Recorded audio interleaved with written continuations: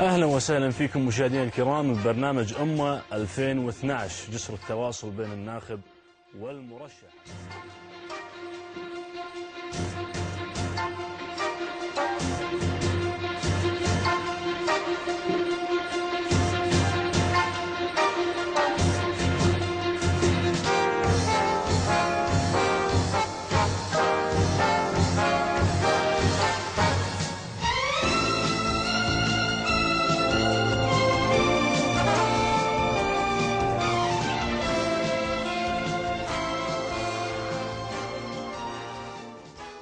الدكتور خالد شخير المطيري مرشح الدائرة الخامسة. أهلا وسهلا فيك دكتور. حياك الله. عرفنا عن نفسك. دكتوراه في الإعاقة البصرية. نعم. اختصاصي تربوي في المركز الوطني لتطوير التعليم. نقابي سابق في اتحاد الطلبة. يعني أنت من الوجوه الشابة، وهذا أول خطوة انتخابية تأتي في ظل هذا الصراع. أسباب الترشح بالنسبة لك؟ والله هي يعني الأسباب صراحة كل شاب كويتي يعتقد أن لديه واجب وطني يجب أن يقوم به من خلال إصدار بعض التشريعات خصوصا إذا كان عنده يعني رؤى يحملها لتطوير المؤسسة التشريعية. أنا أعتقد قرار نزولي جاء رغبة مني، لأني أعتقد أني عندي بعض الأمور اللي أحاول أن أصلح من المؤسسة التشريعية، وسوف أقدمها إن شاء الله في الرؤية الانتخابية اللي راح أعرضها في الوقت الفائتة. لو كنت نائب في مجلس الأمة أو يعني صاحب قرار نقول في المرحلة السابقة، وين راح تكون؟ في صف المعارضة أم المجلس، وليش؟ لا، في الفترة السابقة لو كنت نائب طبعا راح أكون في صف المعارضة لأسباب عديدة. يعني أنا أعتقد أن أسباب التأزيم اللي مرت فيها الكويت الفترة السابقة هي الحكومة ممثلة برئيسها، يعني لسبب يعني المعارضة في البداية كانت أعدادها قليلة. يعني نذكر مع بداية استلام سمو رئيس مجلس الوزراء السابق ناصر محمد كان عدد المعارضة 13، وتزايد العدد إلى أن وصل إلى أكثر من 25. بعد ذلك تم تقديم استقالة سمو رئيس مجلس الوزراء.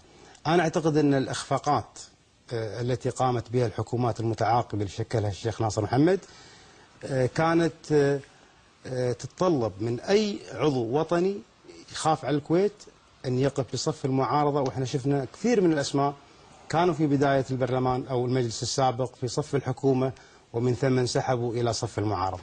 إذا أنت تلقي اللوم في هذا الجانب على الحكومة. شاركت في الحراك؟ نعم أنا كان لي تواجد، ويعني أتشرف أني كنت من ضمن الشباب 16-11 وشباب الإرادة وشباب ساحة العدل، وهذا أقل ما نقدم للكويت. وأنا يعني ودي أتكلم عن نقطة مهمة جدا يغفل عنها البعض، أن البعض في السلطة أو في المجلس يحاول أن يختزل الديمقراطية في البرلمان والمجلس. دائما يقولون إذا عندكم شيء روحوا تكلموا في البرلمان. استمر الفساد في الحكومة وانتقل إلى المجلس، وبعد فضيحة القبيضة انتفض الشعب. نعم. وفي هذا المقام يعني أنا ودي أشكر صاحب السمو أمير البلاد الذي استجاب لرغبة الشباب في حل المجلسين، مجلس الوزراء ومجلس الأمة. بالنسبة لك نعم، شنو أهم الركائز اللي تشوف يجب أن تكون أول خطوة في المجلس القادم بالجانب التشريعي؟ أول شيء بالنسبة فيما يخص التنمية، يعني أنا أعتقد أن الخطة اللي قدمت وقررها مجلس الأمة تجار الكويت أو أهل غرفة التجارة والصناعة قابلوا صاحب السمو الأمير وبينوا أن ما تم تقديمه وما تم إقراره هي ليست خطة تنمية، هي مشاريع بنية تحتية. خطة التنمية هي يجب أن تهتم في التعليم، تهتم في العلاج، تهتم في أمور تنموية يكون لها عائد على الوطن. أنا حقيقة يعني قبل ذلك أتبنى يعني موضوعين أساسيين. الموضوع الأول هو ملف الوحدة الوطنية. هذا الملف حرصت الحكومة والحكومات السابقة دائما على جعل هذا الملف مفتوح حتى تستغل هذا الملف لحسابات سياسية.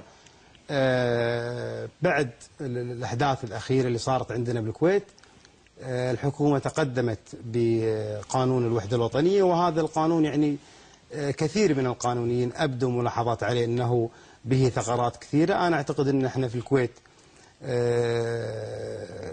البلد هذا عمره 300 سنة. أسباب حاجتنا دكتور لهذا أنا أقول لك، أنا أساس أنا يعني أسكر على الحكومة أنها تلعب بالملف هذا. إحنا اليوم 350 سنة بالكويت والدستور عمره 50 سنة، فبالتالي قبل الدستور ما كان عندنا مشاكل. الكويت اليوم تجمع جميع أطياف المجتمع، وأنا كل ثقة أو يعني متأكد أن من يثير موضوع الملف الوحدة الوطنية هي الحكومة دائما على حسب المصلحة السياسية والمؤامرة السياسية. أشوف أن الحكومة هي من تسعى. نعم، وهناك دلائل كثيرة. أنا أشوف أن يجب على النواب في المجلس 2012 أن يسنوا تشريع للوحدة الوطنية للحفاظ على الوحدة الوطنية من عبث سواء الحكومة أو من غيرها. أمر آخر كذلك يعني إن شاء الله إذا الله وفقني الله راح أتبناه، قضية تطوير الدستور. المشرع عندما وضع الدستور أشار في المادة 174 أنه بعد 5 سنوات من تطبيق هذا الدستور يجب مراجعته. أراد المشرع من هذه الفكرة أن نقيم الدستور بعد تطبيقه من 5 سنوات. أنا أشوف أن يعني اليوم دستورنا يعني صار له 50 سنة. هو تطوير ولا تنقيح دكتور؟ لا هو تطوير، يعني هو تطوير الدستور بما لا يتعارض مع المادة 176 إن حرية بالحريات. نعم، اللي هي لمزيد من الحريات. أنا أشوف أن هناك خلل في بعض المواد. يعني في المادة 80 من الدستور نصت على أن عدد أعضاء مجلس الأمة 50 عضو. هذا الكلام في بداية المجلس التأسيسي عندما كان عدد الناخبين تقريبا قرابة 10,000. احنا اليوم 400,000. أعتقد أنه يجب تطوير هذا الدستور. كذلك مادة أساسية، أنا أعتقد أن التصادم أو الاعتراض الحاصل بين المادة 50 من الدستور والمادة 80 من الدستور هو سبب رئيسي في كل مشكلاتنا السياسية. وضح التصادم للمشاهد. أنا راح أقول لك، احنا لو نشوف كل مشاكلنا السياسية أنا أعتقد أنها يعني بشكل كبير أو بجزء كبير يكمن السبب وراء ذلك تضارب المادة 50 من الدستور والمادة 80 من الدستور. المادة 80 من الدستور أكدت على فصل السلطات، بينما نجد في المادة 80 من الدستور أن الوزراء أعضاء مجلس الأمة بحكم وظائفهم. اليوم من ينتخب رئيس السلطة التشريعية هو وزير، ويشاركون ويرجحون في اختيارهم رئيس السلطة التشريعية. كذلك رفع الحصانة عن النواب، كذلك في التصويت على جميع القوانين. فأنا أعتقد يجب أن نقوم بتطوير. هناك مواد عديدة يعني يجب في المجلس القادم. إذن تريد تعديل المادة الدستورية أن تأخذ صلاحيات الوزير في جانب أن يمارس صلاحياته كنائب مجلس أمة في التصويت. نعم. يعني شوف، أنا قلت لك معظم المشاكل السياسية اللي قاعد نمر فيها هذا السبب. بداية في قضية عدم حضور الوزراء للجلسات على اعتبار أنهم أعضاء مجلس أمة، بينما هناك مادة دستورية أخرى بيّنت وحددت شروط عدم صحة انعقاد الجلسة. أنا أعتقد في مواد كثيرة تحتاج أن يعني بعد 50 سنة من تطبيق الدستور، ونحن مقبلين في العام القادم إن شاء الله على الاحتفال في مرور 50 سنة على تطبيق الدستور. أعتقد أن الآن الوقت مناسب جدا.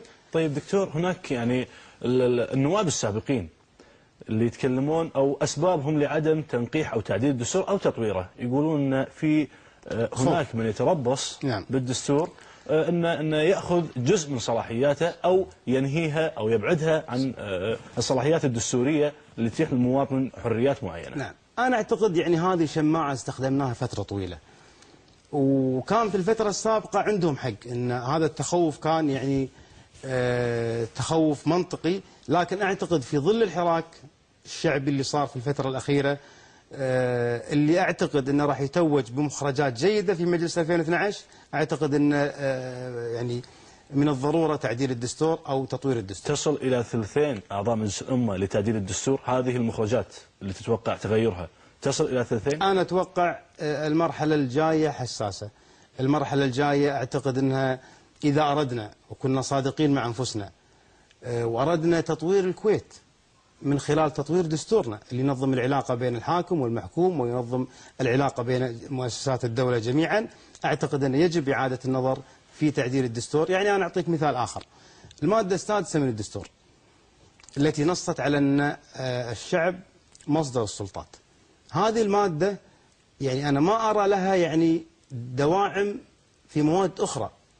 يعني لما تتكلم تقول الشعب مصدر السلطات، احنا خرجنا في ساحة إرادة ورددنا قلنا الشعب مصدر السلطات. أنا أعتقد أن هذه المادة لها قيمة سياسية ولا يوجد لها قيمة دستورية، بمعنى أن يجب تفعيل دور الشعب من خلال الدستور.